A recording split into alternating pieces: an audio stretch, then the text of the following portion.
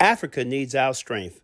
The recent speech given by the President of Ghana made it clear that African development is the primary responsibility of Africans at home and abroad. This statement alone should inspire Africans in the diaspora to begin to think about our potential contribution to Africa's rise. Those of us who understand must recognize the opportunity for individual and collective progress that Africa's development represents. Africa needs its citizens in the diaspora, and we need Africa. Let's listen to Ghana's president as he attempts to unite the minds of African people around the world. It always seems very important to assert that we are Ghanaians, Ivorians, Kenyans, Nigerians, Swazis, Senegalese, Rwandans, South Africans, and Zambians. Then we find ourselves outside the continent, and then we discovered that to the outside world, there are no Ghanaians, there are no Senegalese, and there are no Tanzanians. There are only Africans, and we are all simply Africans. The lesson for me is clear. Our destinies are intricately linked with each other, and we're talking not only about those of us on the continent, but about the Africans in the diaspora as well. You can be an honors graduate from any of the top universities of this country. You can be a second or third generation American, and you can be in a well-paid job. If there's an outbreak of Ebola someplace on the African continent, you are an African. Anyone, everybody in a position of leadership in Africa today thus has his or her work cut out. The urgent responsibility we face is to make our countries and our continent attractive for our peoples, to see them as places of opportunities. It means we must provide education, quality education and skills training. It means our young people must acquire the skills that run modern economies. The impact of a successful Africa on the image and standing of Africans in the diaspora applies with equal force to the image and standing of her sons and daughters who go by the name African Americans, and indeed to all her kith and kin in the Americas and the Caribbean. There's a lot of room for your perspectives and energies back in Africa. History tells us of the positive impact of diasporan communities on the growth and development of countries through increased trade activities, rising investments, and the transfer of skills and knowledge.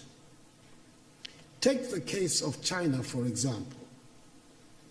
With an emigre population of some 60 million, the Chinese diaspora is said to be the 25th largest country in the world, who, according to the Nikkei Asian Review, own assets worth 2.5 trillion United States dollars. When foreign companies in the late 1970s reduced their investments in China, it was the Chinese diaspora that shored up the economy.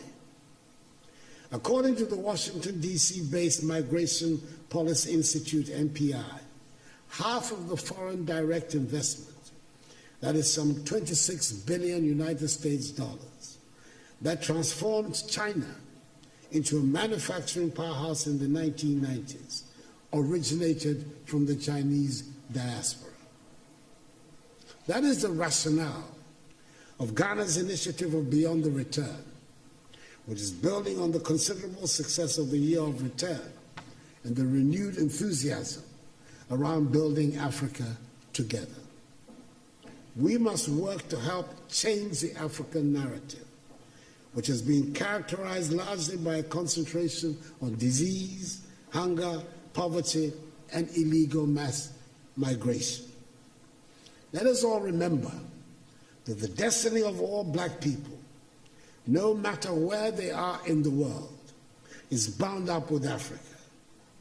We should never forget that famous admonition of the celebrated Jamaican reggae star Peter Tosh, when he said, and I quote, Don't care where you come from.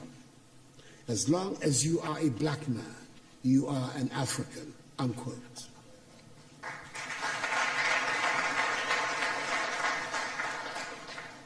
We must help make Africa the place for investment, progress, and prosperity, and not from where our youth flee in the hope of accessing the mirage of a better life in Europe, Asia, or the Americas.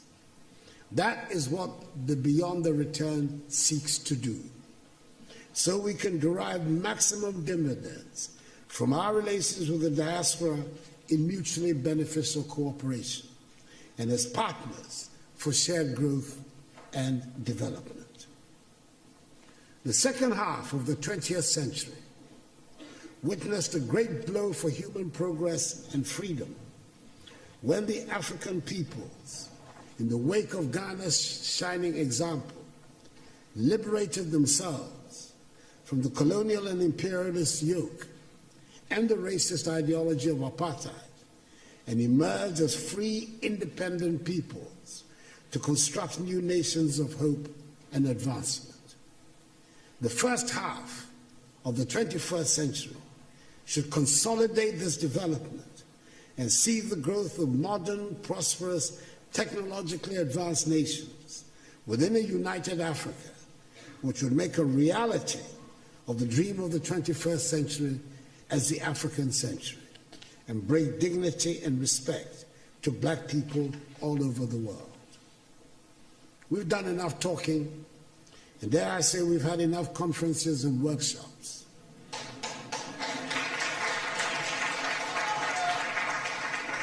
We know what we need to do. It is time just to do it.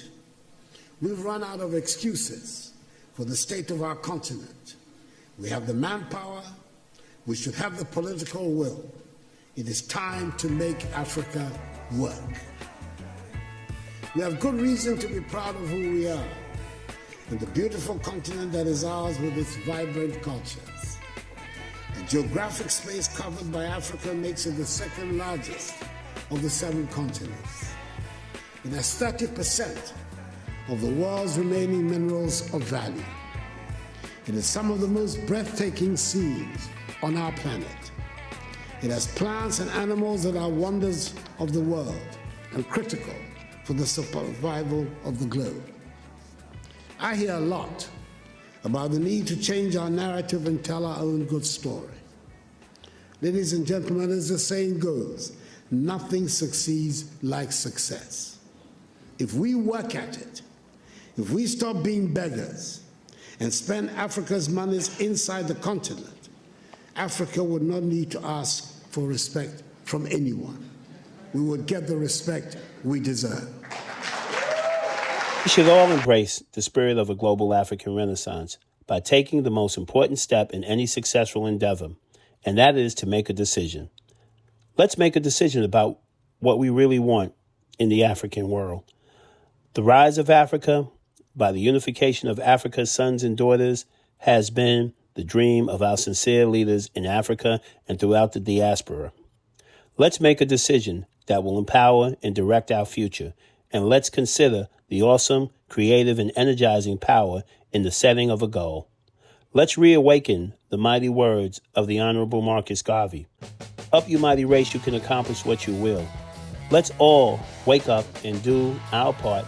It's African Renaissance time.